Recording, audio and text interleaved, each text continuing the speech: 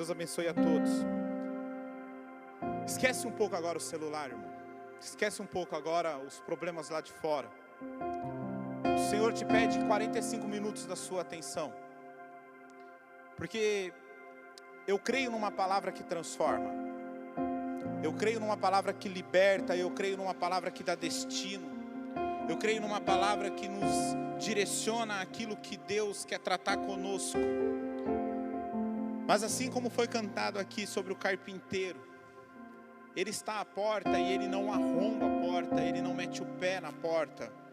Você precisa dar vazão, você precisa deixar que o Senhor entre. E com a palavra não é diferente. Por vezes, a palavra é ministrada, a mesma palavra, e pessoas saem daqui abençoadas, e outras saem daqui como se nada tivesse acontecido. O problema não está na palavra, o problema está na brecha a qual eu deixo a palavra agir sobre a minha vida. Eu não tenho nada para te oferecer, eu não posso fazer nada pela sua vida. Eu apenas sou um instrumento, portador daquilo que o Senhor quer tratar contigo nessa noite. Então eu te peço, em nome de Jesus, se concentre. Não se preocupe muito com a movimentação das pessoas que se levantam para beber água, das crianças. Se concentre no altar, se concentre na palavra. Pegue comigo em Apocalipse 2, nós vamos ler do verso 1 ao verso 7. Apocalipse 2, do 1 ao 7. A palavra do Senhor nos diz assim: ao anjo da igreja em Éfeso escreva: essas coisas dizem aquele que conserva a mão direita as 7 estrelas e que anda no meio dos 7 candelabros de ouro. Conheço as obras que você realiza, tanto o seu esforço como a sua perseverança. Sei que você não pode suportar os maus e que pôs à prova os que se declaram apóstolos e não são, e descobriu que são mentirosos. Você tem perseverança e suportou provas por causa do meu nome sem esmurecer. Tenho, porém, contra ti o seguinte: você abandonou o primeiro amor. Lembre-se, pois, de onde você caiu. Arrependa-se e volte à prática das primeiras obras. Se você não se arrepender, virei até você e tirarei o teu candelabro do lugar dele. Mas você tem o seu favor o fato que odeia as obras dos nicolaítas, as quais eu também odeio. Quem tem ouvidos, ouça o que o Espírito diz às igrejas. Ao vencedor darei o direito de alimentar-se da árvore da vida que se encontra no paraíso de Deus. De acordo com essa mensagem de Jesus Cristo, a igreja de Éfeso, ele trata um tema central. Alguns tempos atrás nós tivemos uma série sobre as 7 igrejas do Apocalipse. Todas essas ministrações estão no YouTube. E eu não vou tratar aqui o período desta igreja, eu não vou tratar a cidade de Éfeso, o contexto a qual essa carta foi escrita. Eu quero transportar tudo o que foi escrito para os nossos dias de hoje de uma forma muito prática, a qual nós possamos aplicar nas nossas vidas aquilo que o Senhor escreve à igreja de Éfeso. Há uma discussão teológica sobre os escritos às igrejas da Ásia. Alguns acreditam que esses escritos ele vem sendo acontecendo de uma forma cronológica. Há outros que pensam que os escritos a igrejas da Ásia não se cumprem de uma forma cronológica, mas nós como igreja podemos transitar em tempos por cartas. Eu sou da seguinte, ou melhor, da segunda opinião. Eu não acredito numa carta escrita de uma forma cronológica, não acredito. Eu acredito que dependendo da situação a qual a igreja está vivendo, ela pode transitar em uma das 7 cartas. E hoje eu quero tratar o tema central dessa carta. Tenho, porém, contra ti que você abandonou o primeiro amor. Este é o tema central da carta. E note que Jesus Cristo aqui está falando, não está falando de uma questão de relaxamento no trabalho com a igreja, no trabalho daquilo que nós dizemos que é a obra do Senhor. E abro parênteses, precisamos tomar cuidado, porque tem muita gente que justifica a realização daquilo que para você é importante como obra do Senhor.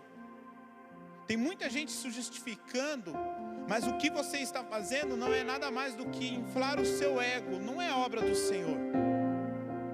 Mas note que o Senhor aqui, Ele não diz sobre o relaxamento no trabalho da obra do Senhor, porque Ele fala, conheço, no verso 2, na parte A, conheço as tuas obras, tanto o teu labor como a tua perseverança.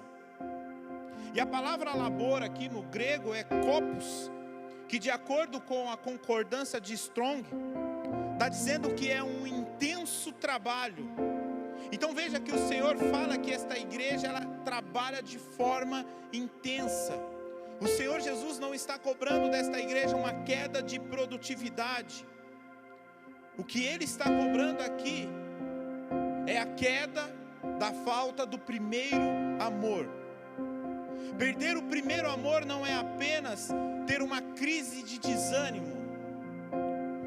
Perder o primeiro amor não é apenas você pensar em desistir e nunca mais voltar a nenhuma igreja.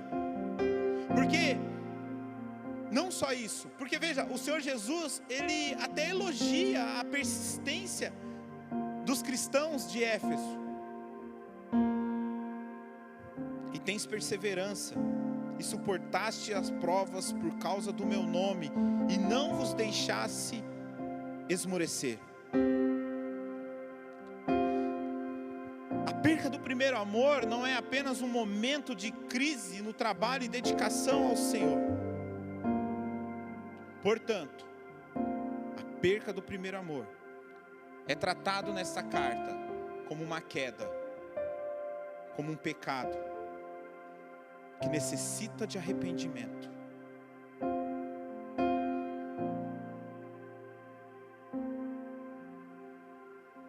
Eu ouvi algo esse final de semana que me libertou, porque nas maiorias das vezes, ou em todas elas, todas as vezes que eu ministro aqui, são palavras duras, e palavras até mesmo difíceis de aceitar, dependendo da ótica. E esse final de semana eu ouvi algo que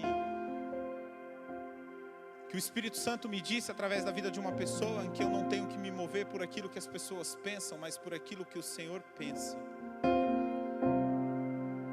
Que eu não posso me mover por aquilo que eu faço para agradar alguém. Eu não posso escolher palavras, mas eu tenho que fazer aquilo que o Senhor espera de mim, como pastor da igreja, e hoje como o pregador da noite.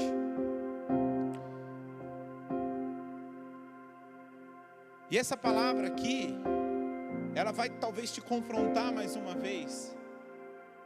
E mais uma vez você vai dizer para mim, poxa, o Diogo só bate, o Diogo só... Os meninos até brincam. Ah, quem vai pregar? Ah, o pastor. Ixi, é MMA, é porrada.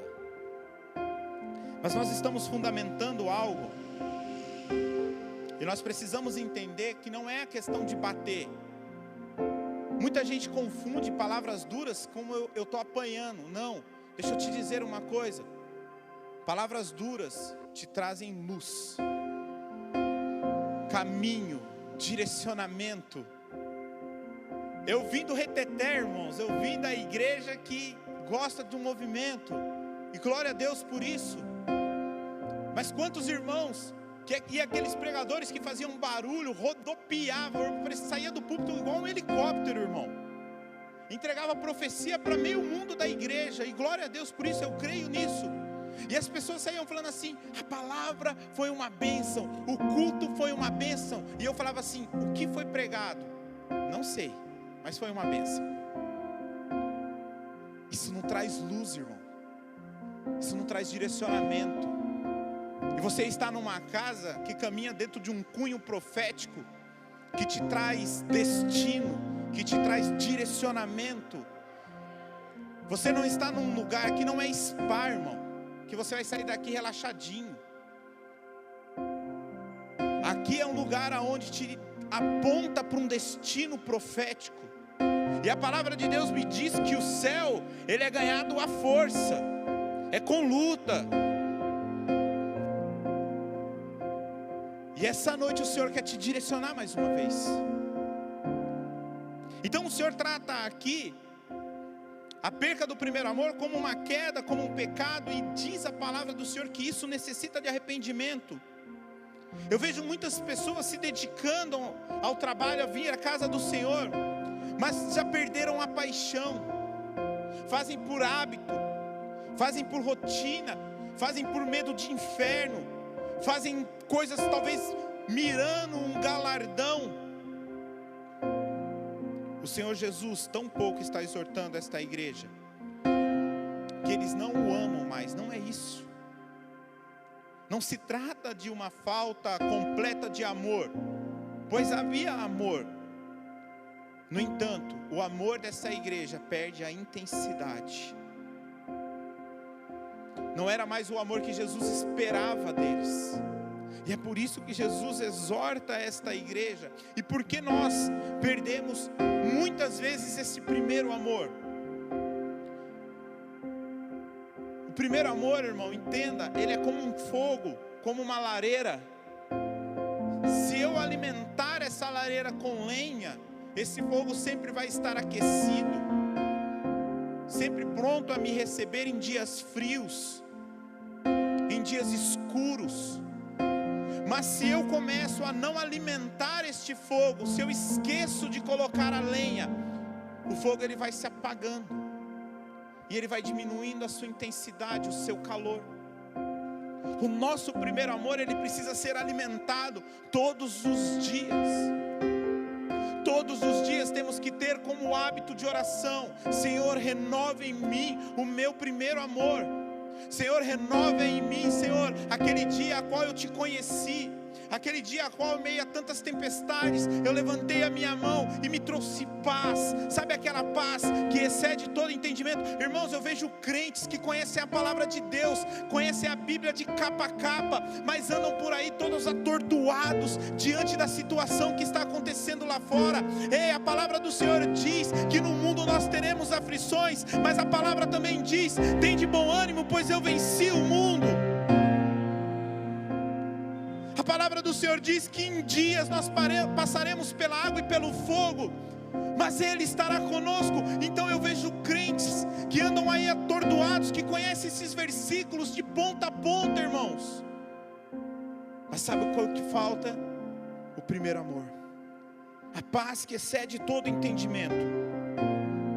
Falhamos por não alimentar este fogo, e nós vamos permitindo que o dia a dia, algumas coisas vão apagando este fogo, algumas coisas vão contribuindo para que o nosso amor ao Senhor se perca a intensidade.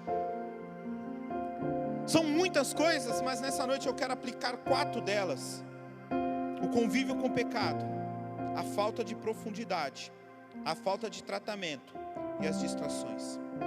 A primeira delas é o convívio com o pecado.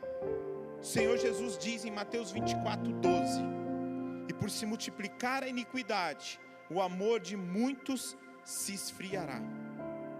Ao falar de convívio com o pecado, ao invés de falar no pecado, o seu próprio pecado, eu quero estabelecer aqui, irmãos, uma distinção. É óbvio que aquele que vive em pecado, o seu pecado natural, aquele que vive uma vida de pecado, ele já está distante de Deus, ele se rompe, porque se há algo que o pecado tem poder, é de nos separar de Deus. Esse é o poder do pecado. Mas note que eu quero trazer uma distinção. Eu não quero falar do seu pecado, não vamos falar do meu pecado, nós vamos falar do convívio a qual nós temos com o pecado. Note que aqui a ausência do primeiro amor é tratado como um pecado, mas não necessariamente é ocasionado por um outro pecado, por pecado da pornografia, por algum vício. Não é por isso. A ausência do primeiro amor não se trata disso, mas talvez da convivência do pecado. Aqui quando Jesus fala em Mateus 24, creio eu, que Ele não está tratando do seu pecado, Ele está se referindo ao pecado da sociedade. devido à multiplicação do pecado à nossa volta, não necessariamente nas nossas vidas, passamos a conviver com coisas que, ainda que não praticamos, toleramos. Tem crente que tolera a propaganda do Burger King. Tem crente que tolera. Tem crente que é feminista. Tem crente que é da esquerda.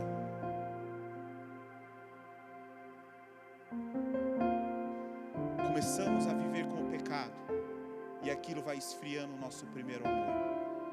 Veja que não é só o nosso pecado.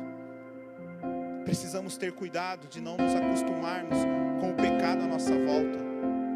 Muitas vezes os enredos de filmes nos proporcionam, esses filmes que nos proporcionam entretenimento, séries, acabam trazendo para nós alguns valores contrários àquilo que nós pregamos. Quem assistiu Casa de Papel? Torce para quem? O bandido ou para a polícia? Por vezes assistimos novelas, irmãos, e na novela nós torcemos para aquela menininha mais nova ficar com o galã. A gente não está preocupado se o galã ele é casado. Veja que quando nós vamos convivendo com o pecado, nós vamos nos acostumando com ele. Precisamos ter o coração como o coração de Ló, que se afligia com as iniquidades do povo que estava à sua volta. Se puder, coloca para mim 2 Pedro, capítulo 2, o verso 6 ao 9. Olha o que Pedro fala sobre Ló. Esse texto é magnífico. E reduzindo a cinzas as cidades de Sodoma e Gomorra, conhecemos a história, condenou-as à ruína completa, tendo-as posto como exemplo do que viria a acontecer com quem vivesse impiamente. Mas livrou o justo Ló, que ficava aflito com a conduta libertina daqueles insubordinados, porque esse homem justo, pelo que ouvia ao morar entre eles, se atormentava sua alma justa, dia após dia, por causa das suas iníquas que aqueles praticavam. Assim o Senhor sabe livrar da provação o piedoso e manter os injustos sob o castigo para o dia do juízo. Jó ficava aflito com a conduta libertina daqueles insubordinados. Por vezes o nosso primeiro amor vai se apagando pela nossa convivência com o pecado. Irmãos, tem coisas que acontecem hoje que, se acontecesse na década de 80, seria o maior escândalo do mundo. E hoje é tão normal aos nossos olhos. E daqui 20 anos, coisas que hoje são escândalos para nós, vai se tornar normal. As pessoas brincam com tudo. As pessoas brincam até mesmo com um assassino que está solto. Eu não vejo a igreja orando para que esse filho do cão seja preso. Nós brincamos, postamos, repostamos e convivemos com o pecado e achamos divertido. Mas o Senhor nos chama a ter um coração de Ló, aonde quando nós olharmos algumas situações, traga ao nosso coração um sentimento de aflição, de acordo com a conduta libertina daqueles insubordinados, daqueles que não se dobram diante de Deus. Irmãos, se na década de 80 dois homens se beijassem, seria a coisa pior do mundo, seria uma aberração. Mas hoje em dia é a coisa mais normal. Então, quando nós olhamos Mateus 24, que vai falando sobre o crescimento do pecado, isso vai esfriando o nosso amor diante de Deus. Precisamos tomar cuidado. Segundo ponto, a falta de profundidade. O segundo fator que contribui para o esfriamento do nosso amor ao Senhor é a nossa falta de profundidade na vida cristã. Há muitos crentes que vivem de forma superficial o seu relacionamento com Cristo. Quando nós olhamos aquela parábola do semeador, Jesus fala sobre a semente que caiu num solo pedregoso. O resultado é que essa planta, ela não brota. Ou melhor, ela brota até depressa, mas ela não se desenvolve, porque não há profundidade. porque a raiz não consegue penetrar o solo. O risco que essa planta corre pelo fato de não se desenvolver, ou de ela só se desenvolver pela superfície, é que saindo o sol, e esse sol aqui representa as provações, os dias maus, ela morre rapidamente. O Senhor explica isso em Lucas 8:13. E caiu sobre a pedra são os que, ouvindo a palavra, recebem com alegria. Esses não têm raiz, creem apenas por algum tempo e na hora da provação se desviam. Muitos crentes mantendo o seu relacionamento com Deus através de cultos semanais. Muitas pessoas não investem o seu tempo a orar, a se encher do Espírito, a mortificar a sua carne, a ler a palavra do Senhor. São cristãos que vivem meramente sobre a superfície, vivem no raso, não mergulham mais fundo. Irmãos, falta de profundidade nos gera uma falta de relacionamento com Deus, e uma falta de relacionamento com Deus nos gera um esfriamento do nosso primeiro amor. E quando isso começa a acontecer, nós aceitamos goela abaixo aquilo que a sociedade coloca como um padrão de família. Veja qual é o padrão de família perfeita para uma sociedade. São filhos criados por homem com homem, mulher com mulher. E nós aceitamos isso. Permitimos isso entrar dentro dos nossos lares.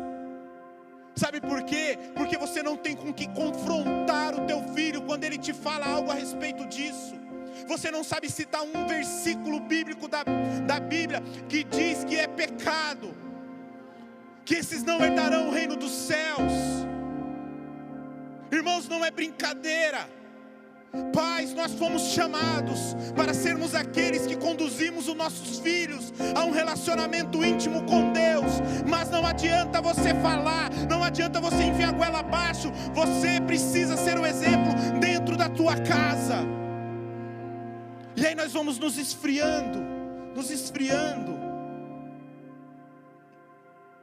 Terceiro ponto, a falta de tratamento. O terceiro fator que contribui para o esfriamento do nosso amor ao Senhor é a falta de tratamento em algumas áreas das nossas vidas. Eu quero continuar nesta parábola de Jesus. Lucas 8:7, por favor. E outra semente caiu no meio dos espinhos, e estes, ao crescerem com ela, a sufocaram. Aí os discípulos perguntam: nos explique, Senhor, o que é essa outra semente? Lucas 8:14. E o Senhor explica: e a que caiu entre os espinhos são os que ouviram e no decorrer dos dias foram sufocados com os cuidados, riquezas e deleites da vida. Os seus frutos não chegaram a amadurecer. Há áreas das nossas vidas que não são tratadas.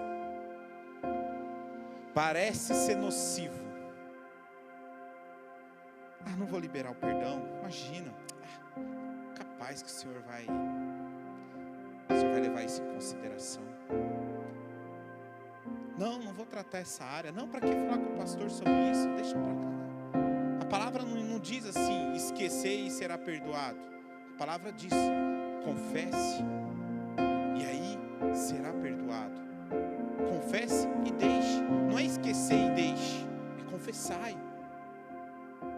Eu já recebi muitas pessoas lá no meu escritório, simples e humilde, e eu falo para todas elas: o que nós tratamos aqui é como se fosse um confessionário.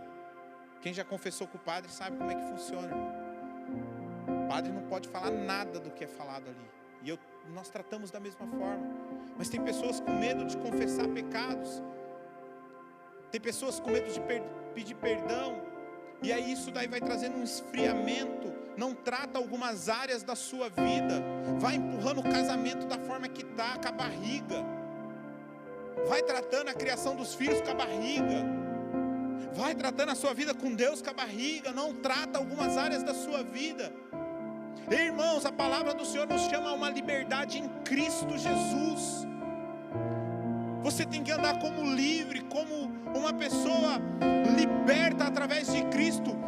A cruz nos produziu uma liberdade. E se você não anda liberto, se algumas bolas, sabe aquelas bolas de cadeia do desenho, do pica-pau, que fica aquela bola com aquela corrente? Irmãos, eu vejo crentes com 10, 20 bolas amarradas aos seus pés, não se libertam disso. E aí o seu amor vai se esfriando.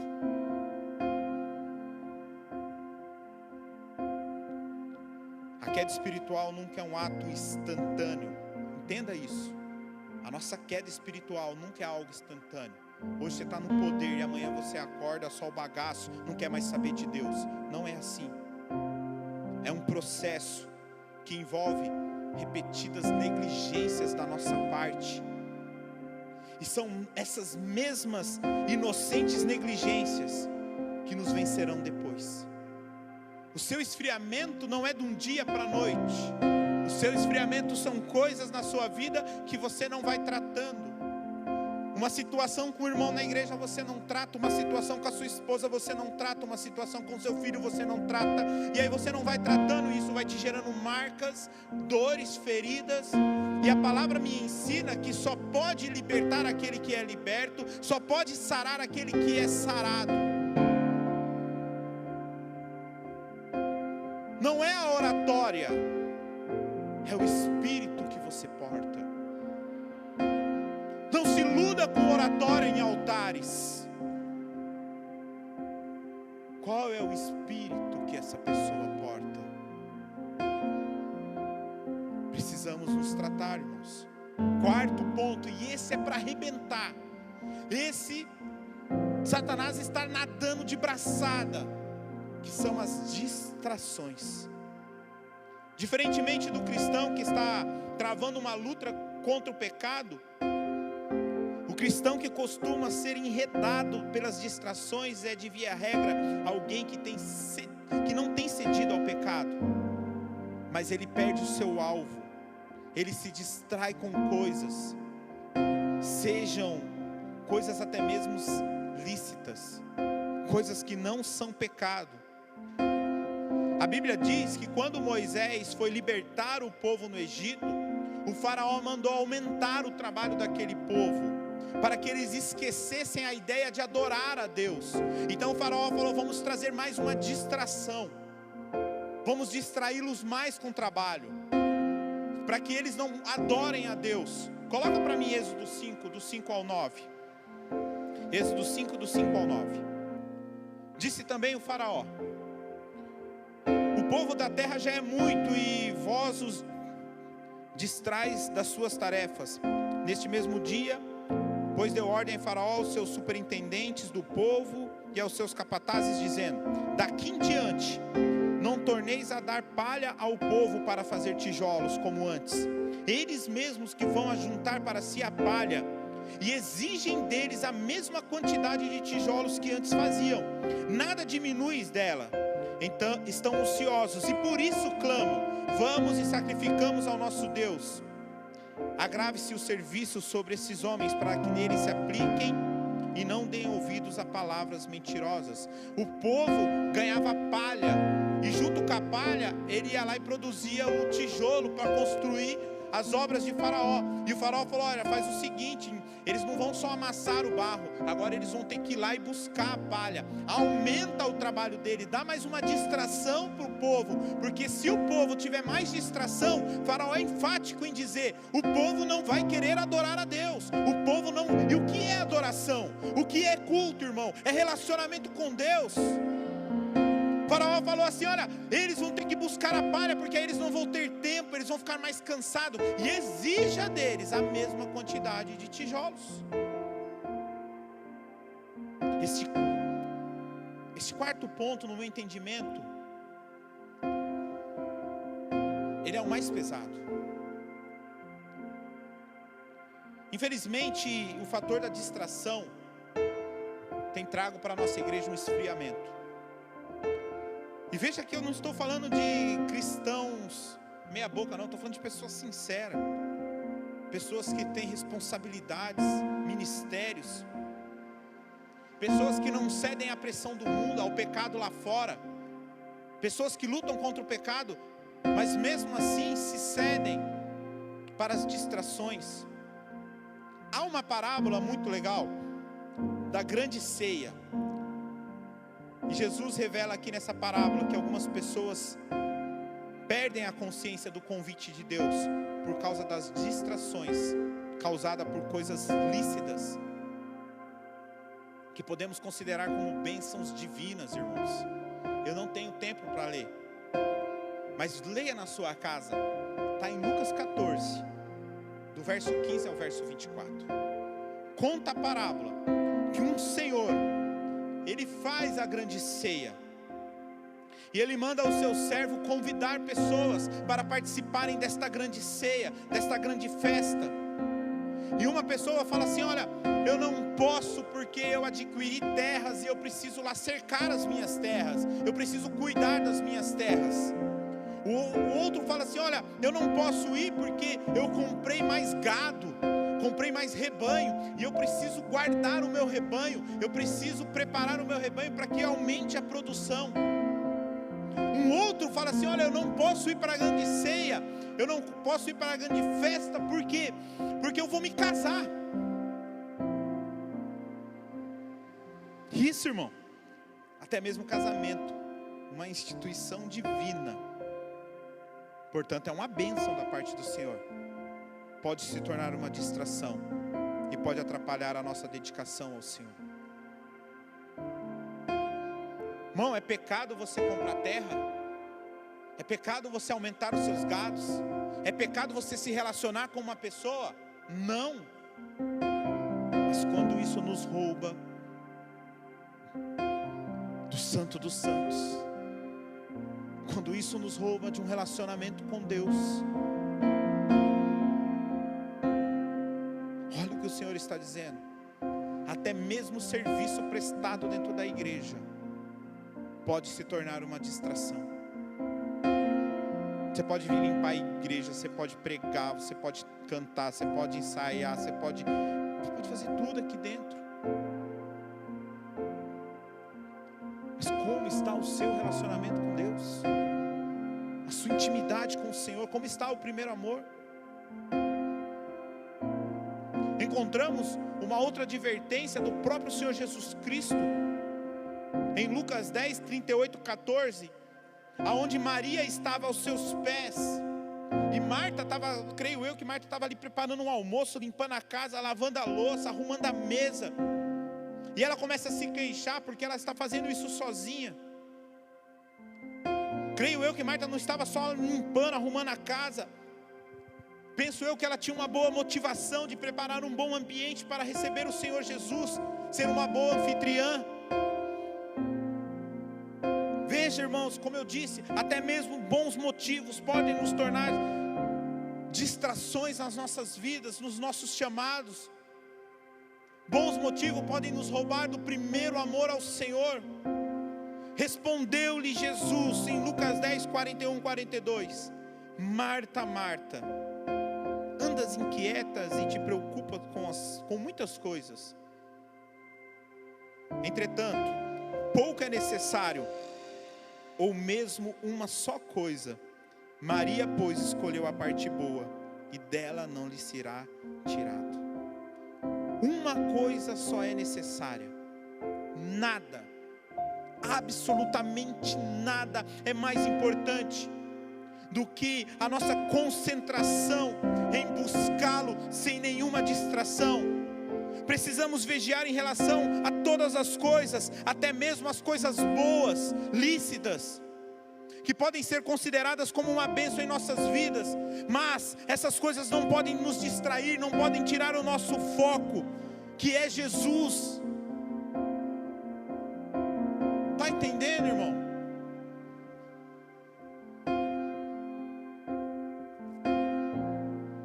A palavra do Senhor para esta igreja nessa noite é: volte ao primeiro amor. Não sei se você lembra do primeiro amor. Aquela semana do primeiro amor, do primeiro contato com Jesus. Você queria mudar o mundo. Você queria mudar as pessoas que estavam à sua volta. Você queria falar de Jesus para todos. Você queria compartilhar, porque viver em Cristo, ter a vida de Cristo em nós, é compartilhá-lo. É algo tão bom que não dá para guardar só para você. Você quer pregar para o poste, para o cachorro. Você quer que a sua vez na fila do pão seja só você, para você poder falar para aquela mulher alguma coisa da parte de Deus. Lembra do primeiro amor? E as coisas vão esfriando. E a Bíblia trata isso como um pecado. Mas o que é lindo é que há um caminho de volta. Há um caminho de restauração. Pois o próprio Jesus lhe propôs essa restauração à igreja de Éfeso. Verso 5. Lembra-te, pois, de onde caíste. Arrependa-te. Volte às práticas das primeiras obras. Cristo aqui mencionou 3 passos práticos que devemos dar a fim de voltarmos ao primeiro amor. Primeiro passo, lembra-te. E é lindo isso, porque a recordação nos faz viajar no tempo. Lembrou? Arrependa-te. Segundo passo. Terceiro passo, volte às práticas das primeiras obras. Como eu disse, o primeiro passo é um ato de recordação, de lembrança do tempo anterior, da perca do primeiro amor. Quando nós relembramos nosso contato primeiro com Cristo, isso nos traz saudade. Eu quero tratar aqui com alguns crentes que deixaram de orar. Lembra como você saía bem das orações? Lembra que o mundo poderia estar desabando, mas você estava de cabeça erguida, porque havia algo que te sustentava? Eu quero falar aqui com crentes que deixaram de ler a Bíblia. Lembra que todas as vezes que você fechava a Bíblia, aquilo lhe trazia paz ao seu coração? É disso que o Senhor está tratando nessa noite. Jeremias, o profeta, fala: quero trazer à memória o que pode me dar esperança. Ei, irmão, eu não sei o que te traz esperança. Eu não sei se é um bom emprego, eu não sei se são coisas materiais, eu não sei se é uma pessoa, um relacionamento, eu não sei o que te traz esperança, mas diante deste mundo que há aí fora, só há uma esperança, a esperança que Jesus volte, pegue a sua igreja e leve embora deste lugar. É sobre essa esperança que eu caminho. Traga à memória o que te traz esperança. Nós como igreja temos que ter como esperança a volta de Jesus Cristo, a qual Ele vai redimir a sua igreja, a qual Ele vai lavar e purificar a sua noiva, e nós iremos viver uma eternidade lado a lado com Ele. É isso que me move. O profeta fala: traga à memória o que te traz esperança. Irmãos, não traz à sua memória aquilo que é passageiro, não traz à sua memória aquilo que é visível. Nós precisamos começar a nos mover por aquilo que é invisível, porque o que é visível é corruptível, acaba. O que é invisível é eterno e é real. Por vezes achamos que o que é visível é real, porque eu toco. Irmãos, isso aqui um dia não vai existir mais. Aquilo que é invisível é eterno e nunca vai acabar. Traga à memória o que te traz esperança, crente. Algumas lembranças têm o poder de produzir em nós um caminho de restauração. Muitas vezes não nos damos conta de quanto nós estamos perdidos. Uma boa forma de você dimensionar as suas percas é quando você faz um contraste do que estamos vivendo hoje e do que já experimentamos com Deus. Põe lado a lado, pesa na balança. Eu já tive momentos muito mais profundos diante do Senhor. Arrependa-te. Não basta ter saudade, precisa se arrepender. É preciso que sintamos em nós a dor de termos perdido o primeiro amor. Precisamos lamentar, chorar, precisamos clamar o perdão de Deus. Tiago fala em Tiago 4, do 8 ao 10, chegai-vos a Deus e Ele se achegará a vós. Purificai as mãos, pecadores, vós que sois de ânimos dobre, limpa o coração, afligi-vos, lamentai e chorai, converta-se o vosso riso em pranto, a vossa alegria em tristeza, humilhai-vos na presença do Senhor e Ele vos exaltará. Irmãos, é noite de nos achegarmos a Deus.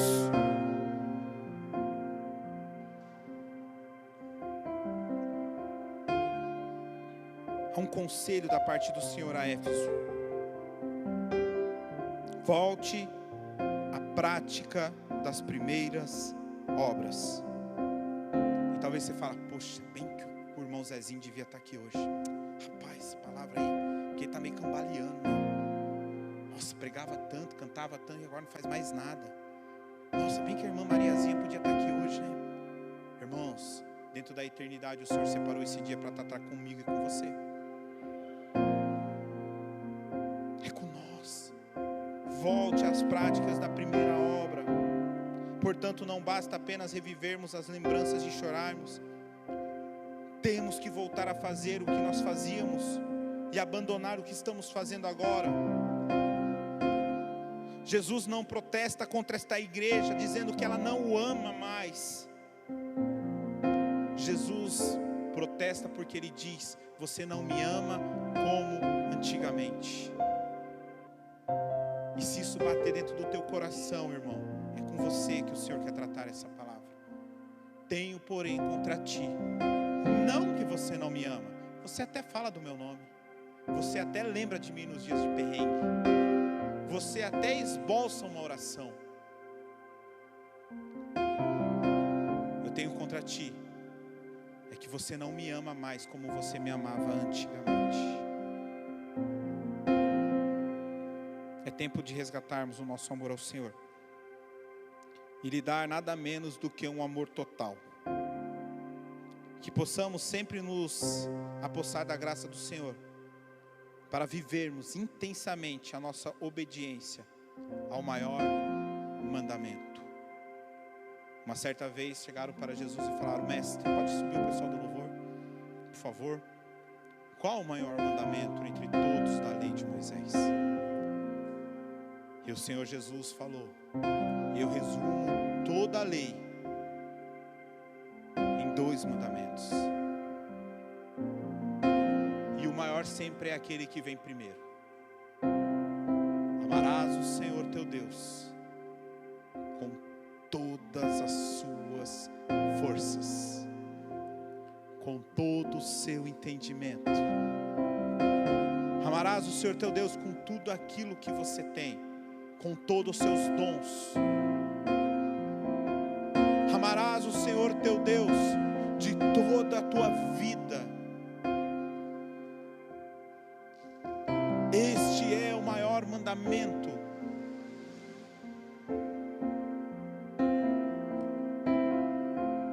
Você que é casado, não adianta você ir todo dia embora para sua casa e achar que isso está legal o seu casamento. Você precisa cuidar e cultivar do seu casamento. Você precisa dizer para sua esposa que você a ama. Você precisa dizer para o seu esposo que você o ama. Você precisa dizer para os seus filhos que você ama eles. Tem muita gente que só vem à casa do Senhor e acha que está tudo bem. Há quanto tempo você não diz para Ele que você o ama? Há quanto tempo você não diz verdadeiramente, Senhor, Tu és tudo para mim. Sem Ti eu sou nada, Deus. Sem Ti eu não posso viver, sem Ti eu não posso caminhar. O Senhor é o meu fôlego de vida. O Teu Espírito é a minha força. Uma certa vez Davi falou assim para o Senhor, Senhor, eu sei que eu pequei. Senhor, eu sei que eu errei. Mas eu quero te pedir algo, não a parte de mim, Senhor, o teu Espírito.